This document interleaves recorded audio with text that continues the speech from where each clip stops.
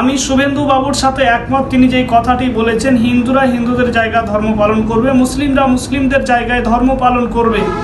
ইসলাম ধর্মের ভাই পাশে আছে।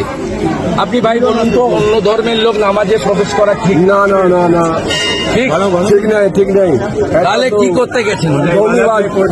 বাংলা দেখো, ঈদের শুভেচ্ছা আমিও দিচ্ছি, কিন্তু নামাজ পড়বে যারা ইসলাম ধর্মে বিশ্বাস করেন তারা।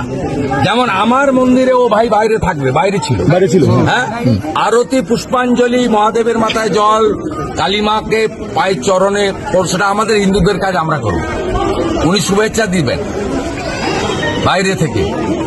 এই মমতা বন্দ্যোপাধ্যায় পিতৃপক্ষে পুজো উদ্বোধন করা থেকে, মাথায় হিজাব পরা থেকে, আজকে কোনো মুসলমানকে হিন্দুদের মন্দিরে গিয়ে পুজো উদ্বোধন করার কোনো প্রয়োজন নাই। ঠিক তেমনি ভাবে কোনো হিন্দুকেও মুসলিমদের মসজিদে এসে নামাজ পড়ার প্রয়োজন নেই, হিজাব পড়ার প্রয়োজন নেই, এবং ইফতার পার্টিতে ইফতার করারও প্রয়োজন নেই। আপন আপন ধর্ম আপন আপন জায়গা থেকে পালন করবে। কিন্তু আমরা যেটা দেখলাম যে মুসলিমরা, মুসলিমদের নেতারা মন্দিরে গিয়ে পুজো দিচ্ছে, অঞ্জলি দিচ্ছে, পুজো উদ্বোধন করছে, এটা কিন্তু আমাদের ইসলাম ধর্ম সাপোর্ট করে না।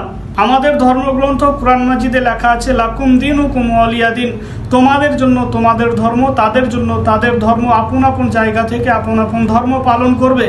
কিন্তু আমরা যেটা দেখলাম যে মুসলিমরা মন্দিরে যাচ্ছে, পুজো উদ্বোধন করছে, হিন্দুরা ইফতার পার্টিতে গিয়ে ইফতার করছে।